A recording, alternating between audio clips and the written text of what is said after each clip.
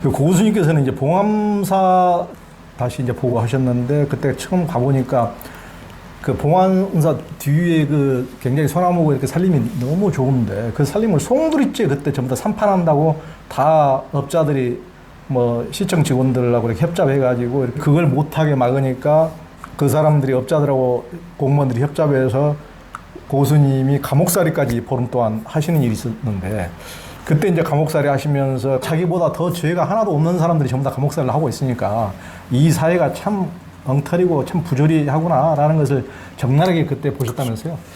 이제 가끔 법문하실 때 이제 그런 얘기를 하셨고 저도 기억을 하고 이제 이걸 이번에 이제 기록을 남겼는데 이제 봉암 이제 고스님 같은 분이 뭐 감옥 갈 일이 뭐 있었겠습니까? 없었죠. 근데 이제 당신이 뜻밖의 출가 수행자인데 감옥을 간 인연이 있었던 거죠. 그게 이제 아까 말씀드렸던 1969년 봉암사 제2결사로 해가지고 도반 스님들하고 같이 들어가 살다가 보니까 그 절이 어떤 봉암사가 이제 전체가 800만 평이에요.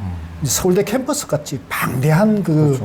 엄청난 저게 자산이 있고 우리 조계종에서 아마 5손가락 안에 꼽히는 방대한 사유림을 갖고 있는 사찰림을. 그러니까 이제 거기 사찰림이 이제 나무가 좋고 백두대간에 있으니까 누군가 이제 그게 나무에 대해서 욕심이 좀 있었겠죠. 그때 아마 정부에서 이제 정부 영농 산림 정책으로 수종 개량 사업을 하면서 소나무를 베어내고 이러면서 거기다가 유실수, 과실수를 심는 그런 그때 정부가 이제 정책을 추진했던가 봐요. 그 상당히 그럴듯해 보이잖아요.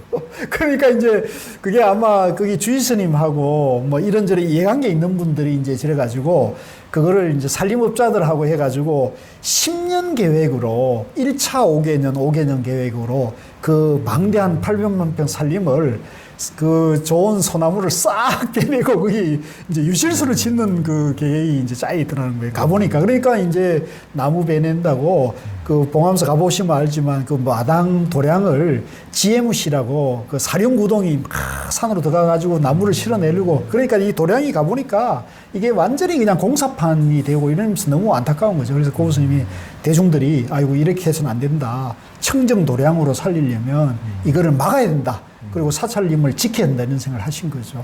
그래서 이제 뭐 논의를 하는 끝에 결국은 이제 자꾸 이제 뭐 서로 계약한 거 이런 거 해가지고 심지어는 수자선들이 나무 개수까지 이제 몇 개를 예를 들면 계약해 이번에 몇 개를 벤다 그러면 올라가가지고 나무 벤 개수를 다 해야겠답니다.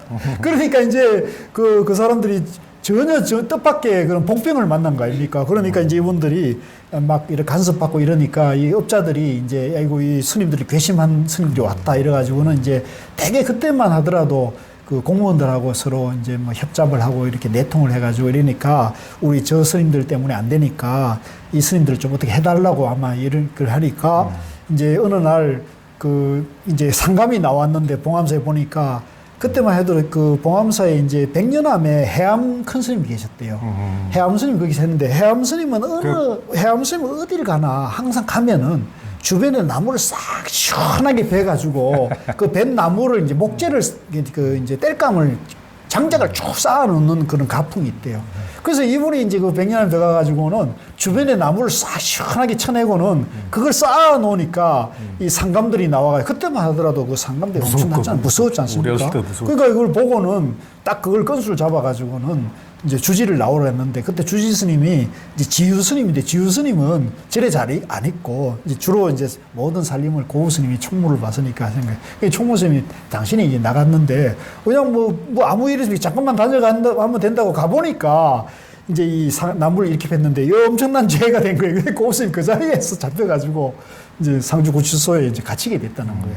그러니까 이제 오늘 뭐 별일 아닌데 잠깐 나오는 가보니까 이제 일이 어마어마하게 돼가지고 감옥에 가게 됐는데 막상 당신이 감옥에 이제 처음 경험했지만 가보니까 그 좁은 감방 안에 구치소 안에 여러 사람들이 있는데 이제 형석이 어쨌든 뭐 수영복 입고 그러는데 머리를 깎고 그러니까 이제 스님이냐고 물었대요. 그래서 스님이다 그러니까 스님이 뭐 이런 데 오게 됐냐고 이렇게 하니까 이제 서로 통성명하고 나누다 보니까 당신이 제가 거기 오는 감옥에 있는 사람들 중에 당신 죄가 가장 크고 나머지는 전부 죄도 아닌 죄를 가지고 이제 다 잡혀와 있던 걸 현실을 목도하게 된 거죠.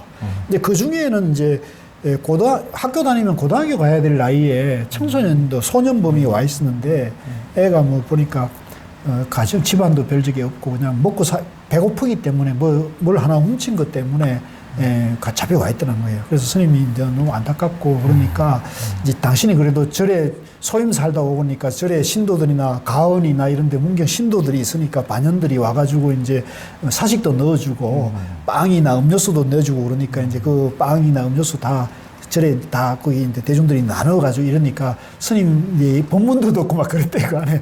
그런데 이제 그 아이 얘기를 듣고는 너무 안타까운데 그런데 한 보름 만에 고 스님은 그 이제 뭐 여러 스님들이 뭐 신도들이 들고 일러가지고 들고 일러가지고 막 힘 있는데 막 저래가지고 이제 보름 만에 나오게 됐다는 거예요.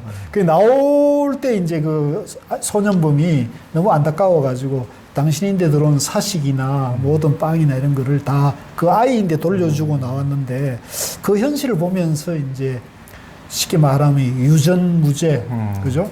무전유죄라는 그런 현실을 목도하게 되고 또 당신이 평생 언제 감옥을 가서 볼 수 있겠느냐 하면서 그 감옥에서 이 세상의 가장 밑바닥에 가서 그런 것을 이제 잠시라도 경험한 것이 당신의 그 공부에 있어서나 수행에 있어서나 법문에 있어서 좋은 그 인연이었다고 긍정적으로 받아들이면서 이 현실을 보는 데 있어서도 조금 더 보살행을 하는 그런 중생의 고통을 좀 이해하고 공감하는 것에 대해서도 당신이 마음을 같이 하게 됐다는 말씀을 하셨죠. 그렇죠. 그러니까 참 옛날 분인데도 참 마음이 열려 있고 참 사상적으로도 굉장히 중도적이랄까 이런 분이었죠.